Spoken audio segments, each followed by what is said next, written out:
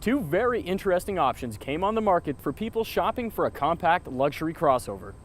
Mercedes-Benz is finally offering the GLK 250 BlueTEC, and Audi is firing right back with the Q5 TDI.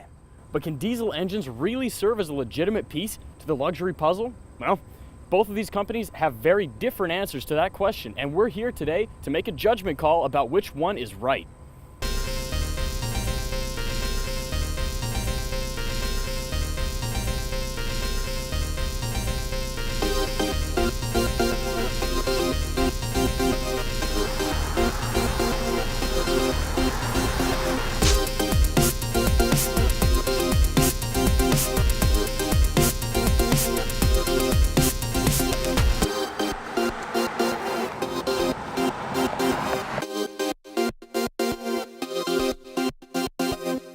The Q5 is powered by Audi's 3-liter turbocharged diesel V6 that develops 240 horsepower and 428 pound-feet of torque. That's mated to an 8-speed automatic transmission and is rated to get 24 miles per gallon in the city and 31 miles per gallon on the highway. Despite the bigger engine compared to the Mercedes, it's only down 2 miles per gallon overall at 26 combined. A base Q5 TDI costs $46,500, but our generously equipped Q5 TDI is roughly $10,000 more expensive.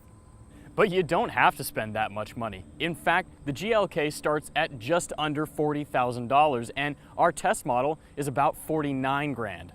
For that price, you get a 2.1 liter turbo diesel good for 200 horsepower and 369 foot-pounds of torque, all fed to the four wheels through Mercedes 7-speed automatic transmission.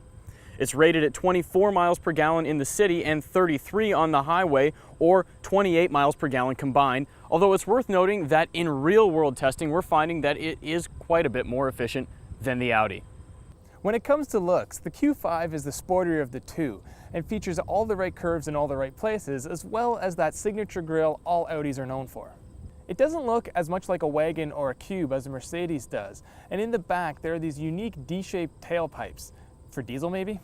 Happily missing back here though is any excessive badging to muck up the design. No green this or eco that, just clean styling, a staple of Audi design.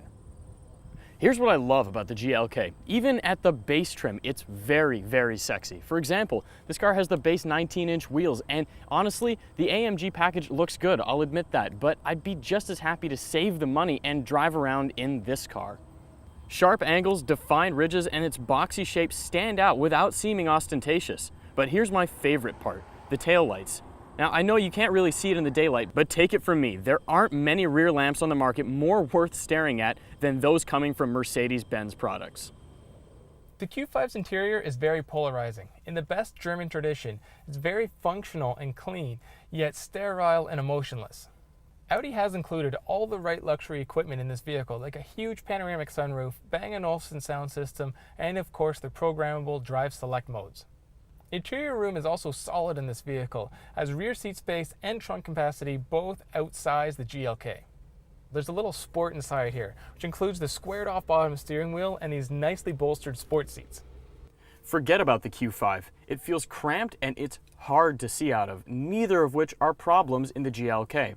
If you want to get an idea of how the two cars feel, try doing this, and you've got the Q5. But relax, let your shoulders down, and you've got an idea of how breathable the GLK is. Now, Mercedes interiors are an absolute high point. You have this organic, soft, smooth styling, little touches like air vents borrowed from the SLS, and just everything about it, the materials, the layout, it's simple, it's easy to use. You're not dealing with an all-out assault of buttons, knobs, and technology that's difficult to figure out. The interface for the radio is simple, and as much as I love that, sometimes it's also a little bit of a fault, because if you ask me, it's sort of slow to scroll through stations, and that's one of the things that ends up driving me nuts about this car. Speaking of which, what's up with the numbers pad? Guys, it's not the 80s anymore. Daimler, ditch it, please. And, you know, we've brought this up in other reviews. Plunger-style locks? Come on, it's cheap. Otherwise, the car feels premium, it's luxurious, and it's easy to get used to. But little touches like that sort of hold it back. With an extra 40 horsepower and 50 pound-feet of torque, the Q5 is noticeably quicker. Helping this is the 8-speed automatic that reacts faster than the GLK 7-speed. A big issue with diesel engines in the past was refinement, but this engine is just as refined as any gasoline or diesel turbocharged unit on the market. there is some noticeable lag up to about 1600 RPM, but then the vehicle just goes like a jetliner under full thrust. The only clatter you'll hear from the V6 engine is during a cold startup. Otherwise, inside the cabin, it's perfectly quiet. At stoplights, it just purrs and you don't even know the engine's on. Now on the outside, motorists might have a different opinion of the vehicle as it's quite loud out there.